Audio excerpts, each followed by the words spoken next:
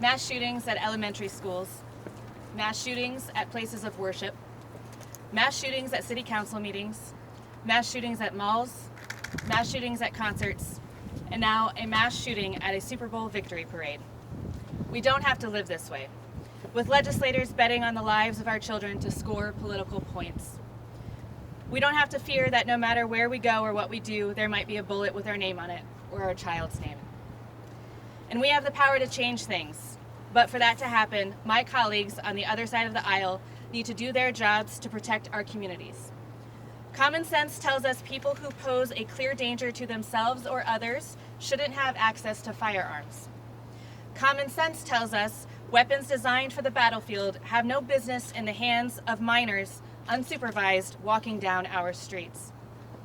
Common sense tells us that when law enforcement is asking us to do something that will keep our communities safe, we should do it, not the exact opposite.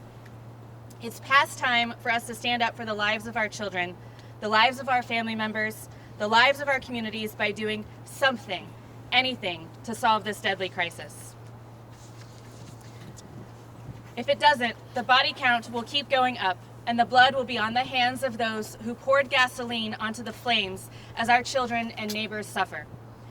For years, we have been filing pieces of legislation that law enforcement tell us will help, that data shows will help, and my colleagues do nothing. This week, many of us are also filing a resolution mirroring one of the initiative petitions giving local control back to where it belongs, local elected officials who best know the needs of their communities.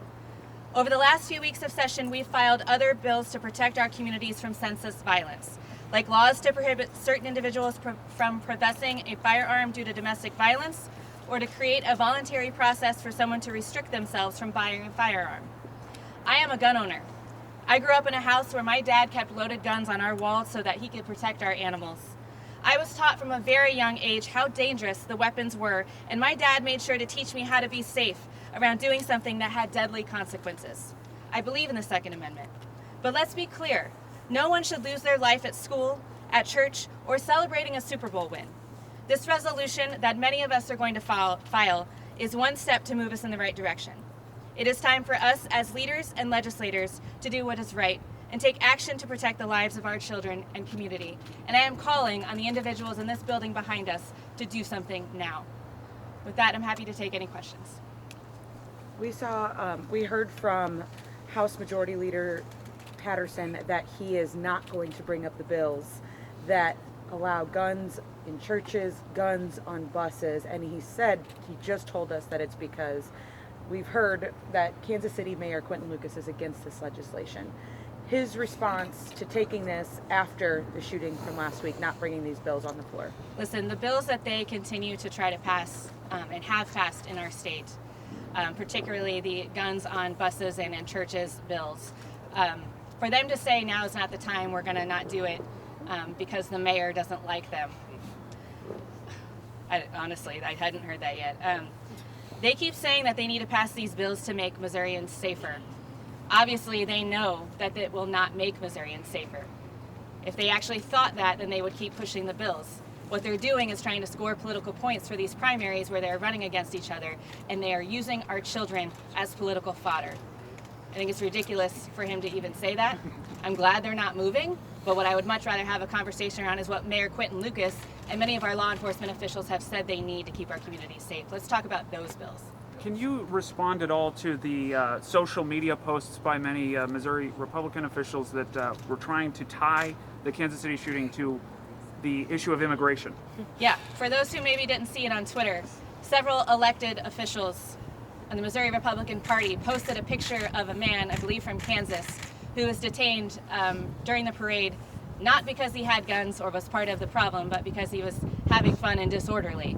And they shared his picture. Elected officials shared the picture of a citizen saying he was an illegal immigrant and was the one carrying the gun. These people shared this photo, again, as political fodder, and then came back later and said, oops, never mind. Like they could gaslight us out of the fact of what they did to this poor man for days. It's disgusting. Citizens deserve better than what these people who work in this building are giving them. I noticed seeing a lot of gridlock, especially over on the Senate side. How do you guys expect these bills to even be put on the floor in the first place? Do you expect that to Listen, I don't expect the Republicans to do anything about this. They haven't for years. They've just been going backwards. We've been filing these bills for a very, very long time. We're filing another one today because there is an initiative petition out there. There are a few of them that address specifically this local control problem, and I believe there are some about the juvenile issue as well. Because we know citizens in Missouri have to constantly use the ballot initiative to get these folks to listen. Half the time they don't, and they try to undo it. But we're trying our best to elevate a way that citizens can actually get something done about this, because the elected folks in this building will not. What would this resolution do? Could you expand on that a little bit? Yeah, what the resolution does is it will take it, of course, to a vote of the people to allow local counties and then the cities of Kansas City and St. Louis for their elected leadership to be able to make their own laws regarding firearms. So is it similar to the Sensible Missouri? Yes, campaign? it is almost exactly like it. Why aren't you waiting to see if the initiative petition makes it to the ballot? Because if hopefully they can collect signatures. I honestly don't know where the campaign is on that fact, but just like we've done with a few other resolutions, my job is to try to get these folks to listen to us and to move this legislation, and anything I can do to elevate the fact that there is a petition out there that folks can sign to try to take some of their power back, I'm going to do.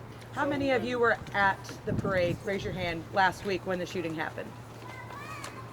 So, I can't get the mic to all of you, but Crystal, maybe you can talk about just kind of what that moment was like, what you heard, what you saw. Did you all run together so far? So every person who was at the parade had a very different experience that day, depending on where they were and who they were with. I fortunately was inside of Union Station. A lot of us were standing together, and I went inside to use the restroom. My experience, which is the only one I can really share, was of complete terror. I was in the restroom, and a man ran in and yelled at us about what was happening. I was in the stall. I got out of the stall and to see what was happening, and there were several teenagers and children in the room. There were, I believe, 2 other adults in the bathroom, and we put all the children behind us and stood in front of them while they were crying, and the look of fear that these children had is something that I will never forget. Another man ran into the bathroom and told us it was okay to leave, so I personally left and found a law enforcement officer to confirm that it was okay, went back into the bathroom and tried to get as many folks out of there as I could. Went into the Grand Hall where, to my right, there were hundreds of police officers running up the stairs. To my left were my colleagues and several other people running towards the Grand Hall, and I went up to another law enforcement officer and asked him, what do we do, where do we go? And he said, just get out. And at that time I stumbled across some representatives and Republican senators and ushered them down the stairs where we knew there was an exit, because that's the exit that we came in. I was collectively in the building for about 18 minutes before I made it to safety and hunkered down in a parking garage. Several of my colleagues were in the Grand Hall flipping tables, pulling children behind the tables to block the bullets, and then several of us were also outside by the stage. I know some of our representatives hid behind the stage and under the stage as the gunshots were going on. I think collectively, by the time that I accounted for every one of the elected officials that were in our caucus and the Senate caucus for the Democrats that I knew were there, was about close to 30 minutes. I'm noticing that some of the members are wearing all black. Is that a statement? Can you speak to that statement? It's absolutely a statement. You know, when these things happen, it's difficult for us to figure out what the right move is here. Do we all wear red for Kansas City, for the gun groups who have been fighting for these issues for a long time? Do we come here and scream at the top of our lungs? Do we file legislation? Do we not show up? What is the answer? Because the Republicans refuse to do anything. So yeah, a lot of us are wearing black today as a symbol of our beyond frustration, not just of what happened in Kansas City, but what happens every single day in our state when the Republicans refuse to act and give law enforcement the tools that they know and are begging us to give them so they can do their jobs. The speaker says that laws alone don't fix gun violence, and he referenced ordinances on the books in Kansas City that he said should have stopped this, and that obviously didn't. What's your response to that?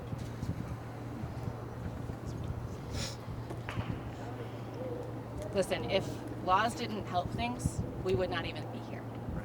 We wouldn't be trying to pass a crime bill that they're going to try to pass today to increase penalties and all the things that they do in this building every single day. We know, data shows law enforcement officers are begging and pleading with us to allow them to do their jobs. The basics of juveniles in the city being able to carry guns and cops pulling them over and not being able to take them from them. What is happening here is ridiculous. And to the speaker's comment, laws don't fix things, then what the hell are we doing as lawmakers? Why are we here at all? Right. So Representative Patterson said earlier that he wasn't going to bring up the gun bill for concealed weapons on public transit because the mayor of Kansas City was opposed. I asked him, will he bring up things the mayor of Kansas City supports? And he said that he's open to discuss things. What does a commitment to discuss things mean to you? A commitment to discuss things, quite honestly, means nothing. Last year, when the Guns on Buses bill came up, I believe Mayor Quinton Lucas testified, didn't he? He testified against it, and then they brought it up again. Before I was a lawmaker, when we rolled back all of the protections in our state, we had law enforcement officers in this building testifying, saying, please don't do this, this will cause people to die. And they did it anyway. So him saying that, oh, the mayor doesn't want it, so we're not going to do it, that is not an honest answer. What do you think the real answer is? I think the real answer is that they know that if they move those bills right now, that the public will freak out. They know that we will freak out. And when he said last week, or whichever day over the weekend, it's not the time. Now today it's because the mayor doesn't want it. Next week it's going to be something else. All they care about is winning their elections. That's it. And that's why they file these bills that they know are going to do damage that law enforcement officers are asking them not to do, that our mayors are asking them not to do. And when they ask them to allow them to make their own laws locally, they say no. Last year, House Republicans voted against the amendment that would have prevented minors from carrying guns. Would legislation like that have helped in this situation? Absolutely. I believe Jean Peters Baker this morning, who is the prosecuting attorney in Kansas City, said that Missouri laws protect and support juveniles carrying guns. Last year we tried to offer an amendment to make it so that law enforcement officers, when they see a juvenile with a gun, they could take the gun from them. And they said no, that they were okay with children walking our streets with guns, and they said that on the floor. Again, a kid in rural Webster County owning a gun on their farm is vastly different than a teenager walking the streets of Kansas City or Springfield or St. Louis or Columbia, and our local leaders should be able to determine what's best for their communities. In a super minority, how much is this going to be on voters to sort of step up and take notice of the laws in their state? Absolutely. As a super minority party, there isn't a lot we can do when it comes to policy. We can get loud and we can draw attention to this, but it is absolutely about who we send to represent us in the state of Missouri. And absolutely voters need to hold these folks accountable. The very people who are saying that they want toddlers to carry guns in the streets of Missouri should be voted out of office, and it is up to the voters to do that in November. There is constantly this very similar back and forth after any mass shooting or shooting event. What do you think is going to take for this conversation to change, to be different? Yeah, I mean, we all know how this is going to play out, right? We had another mass shooting in our state. Somebody died. We had 9 children hospitalized due to gunshot wounds in what was supposed to be a happy, happy day. And what's going to happen is we're going to stand here and we're going to yell. Over the next few weeks, we're going to cause as much chaos as we can to try to get them to draw attention to this and do something. They're going to offer thoughts and prayers and say now's not the time, don't politicize this, and then move on about their day. What is it going to take? It's going to take, to the question before, to elect different people who actually listen and aren't worried about their next paycheck or who's financing their campaigns, but actually listen to the voters and the people who want change. Can you share maybe some tactics you are going to employ to, as you said, cause chaos? I think that in this moment, I can't tell you what the plan is. I can tell you that every emotion that we are feeling, particularly those of us who were there, ranges from sadness to fury to anger to disbelief, and every human emotion that comes with something so traumatic. I'm going to tell you this. I'm going to let my caucus do whatever they feel that they need to do to represent their people in the next however long this takes. So what are you hoping out of the Democrats on the Senate side? Are you hoping that this is a unified push, or? To be honest with you, I have not talked to my Senate counterparts about filing this bill. I was really focused on our caucus and making sure that we're addressing what we need to do to feel like we are doing everything in our power. I know the Senate Democrats are feeling all of the same things, especially the ones who are there. I don't know what their strategy is going to be, but all we can do is on our side elevate this conversation as much as possible. What's the timeline for filing this resolution? So they are drafting it today. Hopefully we'll have them file it. And are you specifically filing it? I will be filing it along with several other. Any other questions? Thank you all. Thank you.